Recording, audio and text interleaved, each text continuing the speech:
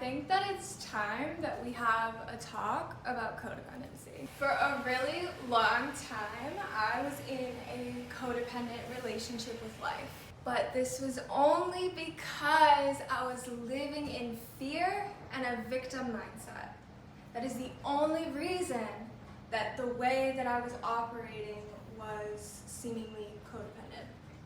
Because if I was coming from an empowered space, I could do the same things that codependent version of me did, and they would have different value, they would have different meaning, they would have different results, because the energy is different. Because I'm not coming from a wounded place of, I need the attention, I need something outside of me. I'm coming from a place of, oh, I really value human, intimate connections. I love being with the people I love every single day. I love being really close to people. I love only having a select handful of people in my life that know what's really going on, that know what's really good in the present moment. Because that's just how I roll. And yeah, that could be seen as codependent, but to me, it doesn't feel codependent. It feels nurturing, it feels loving, it feels like a healthy relationship, because those are the standards in my mind that I have for a healthy relationship.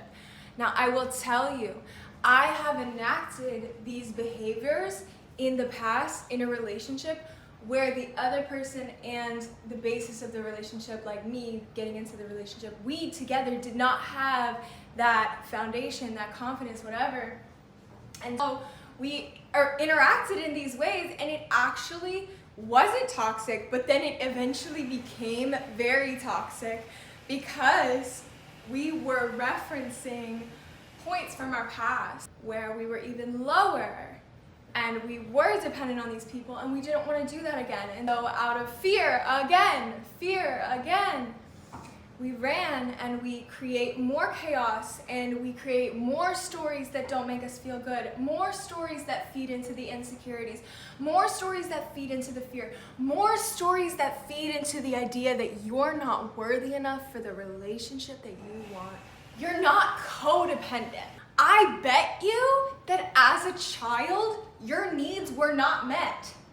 So now, you feel very adamant about being expressive and getting those needs met in the ways that you know how, based on how you learned to as a child. You're not codependent, and you're not missing anything either. It's just a simple shift in the narrative you're telling yourself in your mind from, oh, I'm not worthy of having close, intimate relationships, to I am worthy of having close, intimate relationships. And close, intimate relationships mean you talk a lot, they mean you argue sometimes, they mean you have friction. Nothing is perfect, right? This idea of codependency is birthed through this idea that relationship will eventually be perfect. And that's why you keep telling yourself you're codependent, or you're anxious attachment, or you're avoidant attachment. Because you're attaching to those labels to make you feel safe, to make you feel justified in the habits and behaviors that you're enacting that aren't actually bad or wrong, but that you have a mental perception that doesn't align with those things being sustainable throughout your reality.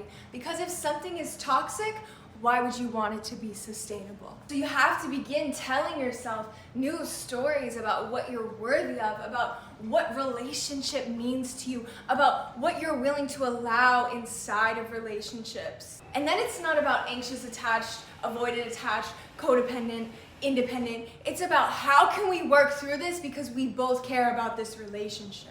How can we show up to grow together? How can I make compromises? How can we both feel satisfied simultaneously, even if we're both experiencing different things? How can we bring that level of balance to the relationship? How can I see you as myself and yet see you as someone else? These are the questions you have to ask yourself if you're looking to get rid of this codependency wound, because it's not actually something that's bad. It's just energy that is being channeled in a direction that you don't necessarily want. But that should be a relief to hear, because knowing that it's just energy means that it can be redirected, it can be moved, it can be pivoted. And that's your power. And that's what I'm helping you step into inside of 101. That's what the To Infinity and Beyond portal is aimed at. That's what all of the masterclass have this underlying mission of setting you up for success through the relationship that you have with yourself, so that you can build this really beautiful foundation for your life experience and go on to live those dreams that you've been calling in. No excuses. You get to have that relationship. You get to have that job. You get to have those clients. You get to have whatever you want. We have to be willing to tell the story that aligns with it. Okay, the masterclass this past month, Savvy, Sturdy, Stable, Sexy Masterclass in the To Infinity and Beyond portal now. It's all about creating a new story for yourself, a new vibrational story for yourself. So if this is something that you've been wanting to do, if this feels really empowering right here in your tummy, I highly suggest you go check out this offering. And if you're really empowered, get inside the To Infinity and Beyond portal, where we are stacking resources. That's the abundance portal of a lifetime. I'll see you inside, and I can't wait to grow together inside of our community. I love you so much.